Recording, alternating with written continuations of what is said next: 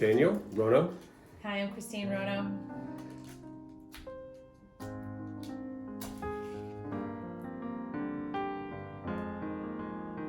Please join us in saying, Life is a gift for which we are grateful. We gather in community to celebrate the glory and the mystery of this great gift.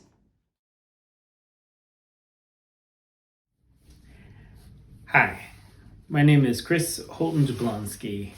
Welcome to worship with First Church. I'm so glad that you've joined us. We have a wonderful worship service today and wanted to lift up just a couple things on our way in. We have a congregational meeting coming up next Sunday on the 15th. It's a special conversation about some ventilation projects, possibilities for the sanctuary. So do please come. That's at 2:00. And there's information all over the place about how to register for that and then the access. And then the day after, on November 16th, we have the first in a 2-part conversation project program. This is led by Rick Hawkins, who's wonderful, and it's about having end-of-life choice conversations with your partner and your family so that everyone's on the same page. We hear wonderful things about the conversation project, so do please reach out to Rick if you'd like to be a part of that. He'd like to know very soon so he can get everybody the materials, even by tomorrow, by November 9th. So do please reach out to him. All the information is also all over the place in the Unitarian and announcements and emails. Or you can always reach out to me and I can get you connected to all the information you need. And then the last thing is just before then, on November 14th, we have the next in our wonderful Musicians in Our Midst lecture and concert series, performance series. So that's going to be on the 14th, Friday night.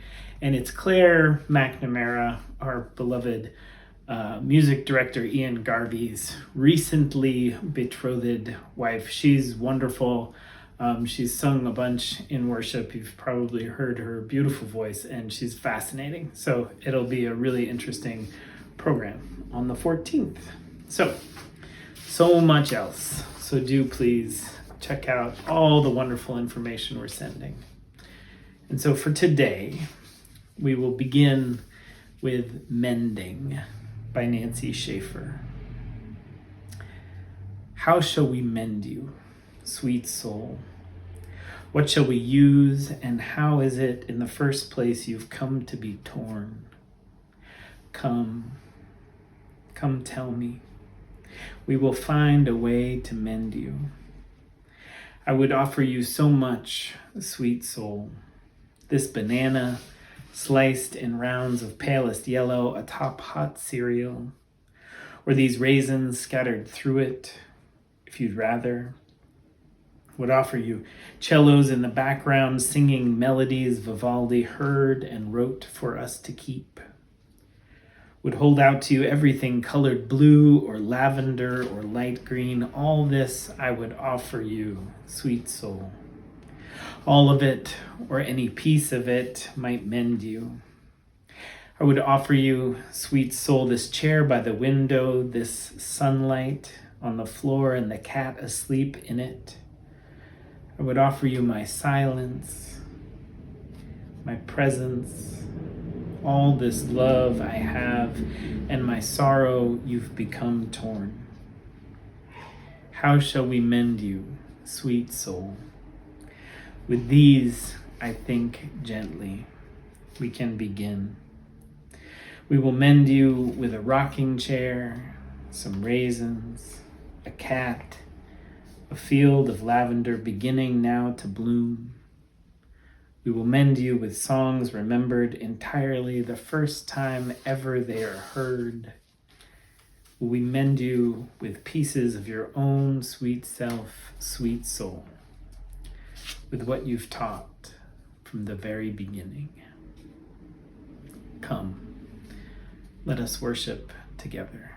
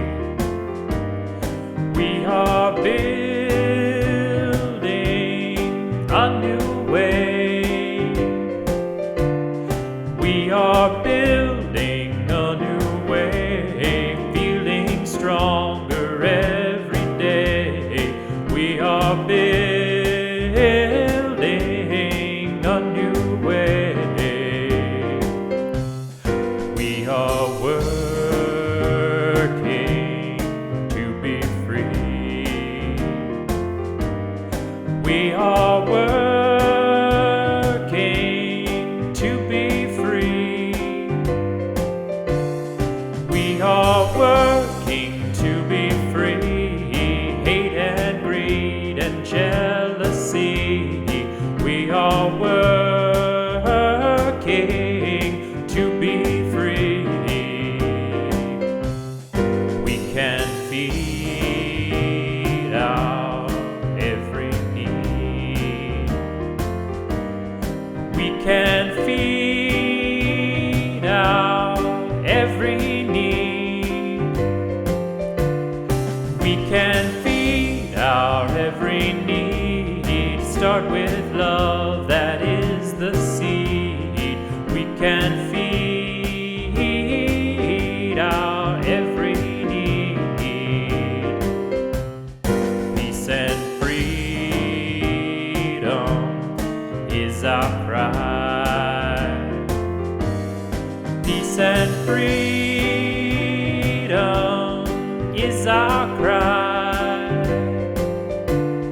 Peace and freedom is our cry. Without these, this world would die. Peace and freedom is our cry.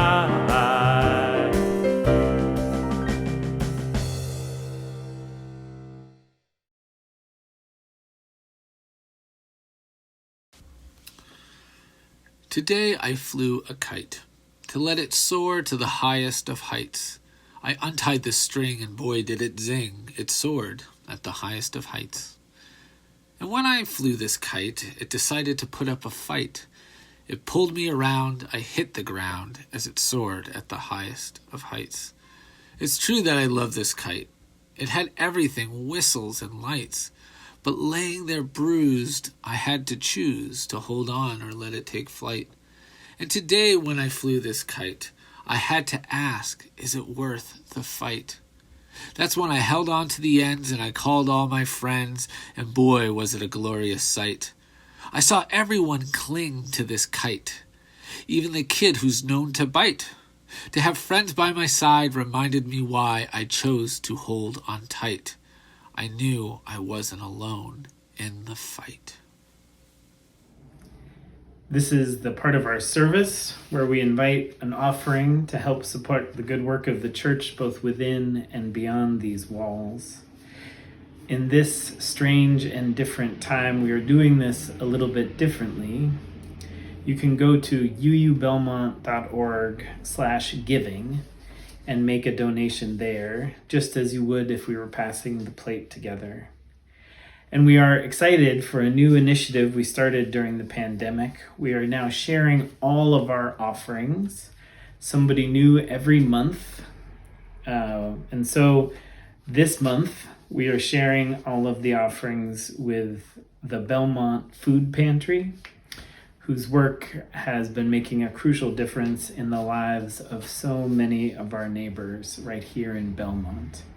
So thank you so much for your generosity.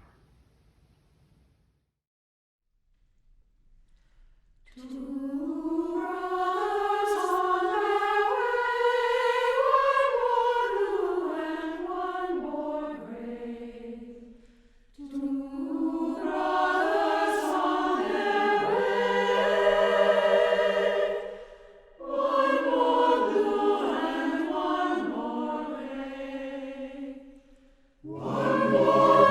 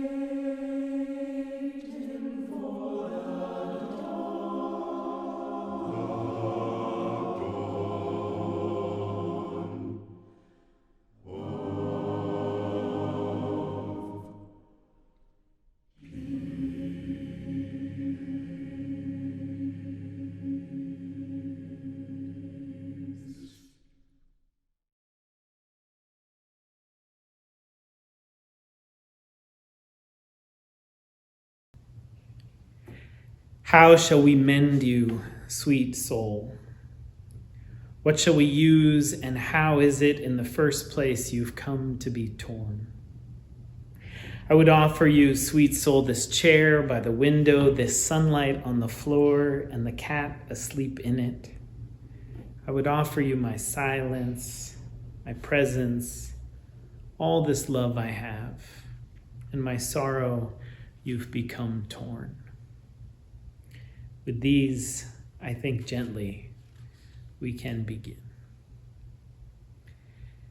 The genius to me of this poem, Mending, and the gift reminder for us all today, especially today, is this presence, this full inhabitation, the full and pregnant moment, the sunlight with the cat, the raisins, the song. There are these moments, and they sustain and nourish us for the long road ahead.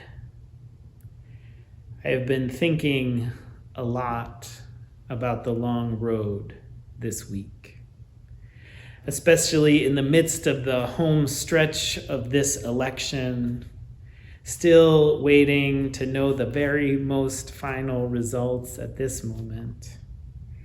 While so many of us are discouraged seeing the breakdown of the voting across this country, while so many large questions linger, our work remains the same, especially now. The mission of the church states beautifully, we honor the holiness in one another and all that is. Living mindfully, we serve our community and our world.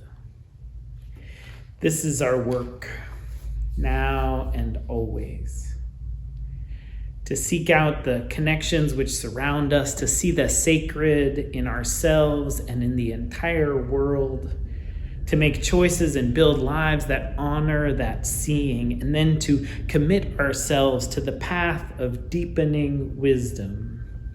To live mindfully is a tall task, an ongoing, unfurling task, one which calls us to inhabit our days, to strive always to wake up, to open up, to widen the circles of our awareness, to pay attention, and to serve one another and our world. I cherish this mission we serve. It predated my coming here to First Church, one of the great many gifts I received upon my arrival. This is our holy work, now and always. I am deeply grateful today for so many of you who showed up and worked tirelessly in this election. More than 80 of you participated in the UU The Vote efforts. When this project began, the president of the UUA, Susan Frederick Gray, had shared the goal of the project eventually contacting 1 million voters. As the project was gaining steam, feeling a bit daunted by the goal they had set, she and others in leadership adjusted that number down and said maybe 500,000. Still a huge, ambitious goal. By the end of the campaign, UUs across the country contacted more than 2,800,000 voters. This is huge. And it was possible because of people like so many of you showing up, saying yes, and working hard. It was possible because of you opening to the difficult truth of what we were facing, of this moment, seeing your work ahead, the holy work ahead. This is a very hard time we are living through. Every corner of life upended, so much uncertainty, so much unknown. And still, or maybe even especially. The spiritual task is the same. This is the raw material we are given, this living, these days. And the question then is what we make of it. Do we open to these days, or do we shrivel closed? Do we tend to our hearts and minds, mending what we can, seeing the challenge and the strain, seeing what is hard, and seeing also, too, what is sublime? This is The Sun by David Whyte. This morning on the desk, waking up, a poem of Kavanaugh's celebrating a lost love. She was the sun, he said, lives in the fiber of his arms, her warmth through all the years folding on the man's hand in hers on a Sunday Dublin morning.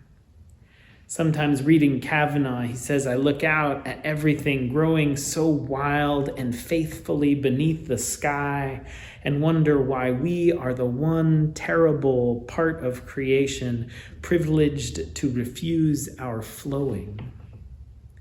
Kavanaugh's line, he says, reminds me of how I want to know that sun and how I want to flower and how I want to claim my happiness and how I want to walk through life amazed and inarticulate with thanks, and how I want to know that warmth through love itself and through the sun itself. And I want to know that happiness when I wake and see through my window the morning color of the far mountain. I want to know that gift when I walk through the innocent trees burning with life. I want to know what I am and what I am involved with by loving this world as I do. I want time to think of all the unlived lives.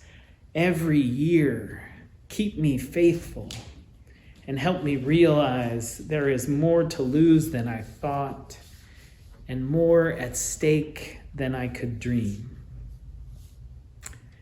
Dear First Church, there is more to lose than you think, and more at stake than you can dream. So rise. Rise to the occasion of these days, to these challenges before us. Rise to the call of this moment and the next, and know that you do not rise alone. Know that you are one of many. Know that right next to you is another and another and another. Know that you rise part of a woven community. Know that you are one strand in a long and strong rope. That you are held and loved. And know that this sun and this cat asleep in it, and these postcards and these phone calls and these text bankings and these poems and prayers and blossoms and snow-covered pumpkins on Halloween, know that all these days are the keys to our blossoming. These lives, these moments, are the keys to our unfolding and our growth. So much love to you all. Amen.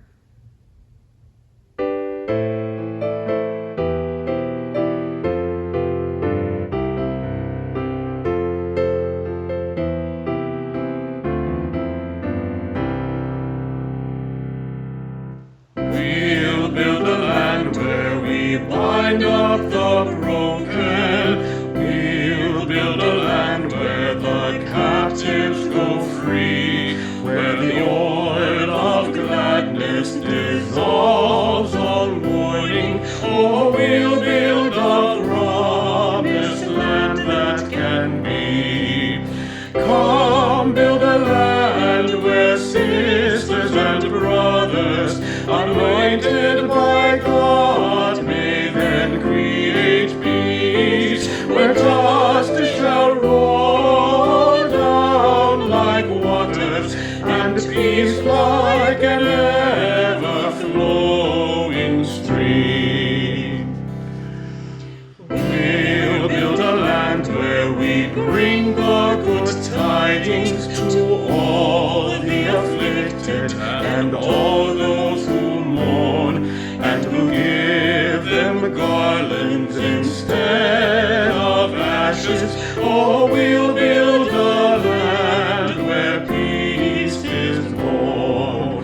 Come, build a land where sisters and brothers, anointed by God, may then create peace, where justice shall roll down like waters, and peace like an ever-flowing stream.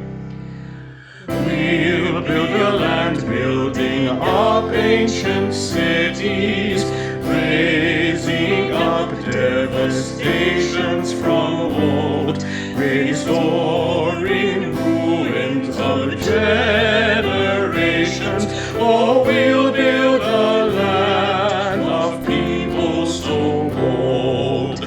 Come, build a land where sisters and brothers, anointed by God, may then create peace, where justice shall roll down like waters, and peace like an ever-flowing stream. Come, build a land where the mantles of praises resound from spirits once faint and once weak, where like oaks of righteousness stand the people. Oh, come, build the land, my people we seek. Come, build a land where sisters and brothers, anointed by God, may then create peace, where justice shall roll down like waters, and peace like an ever-flowing stream.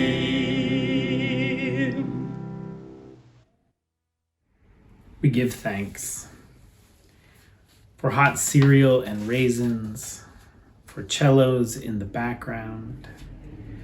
We give thanks for this kite, for holding on tight, for not being alone in the fight.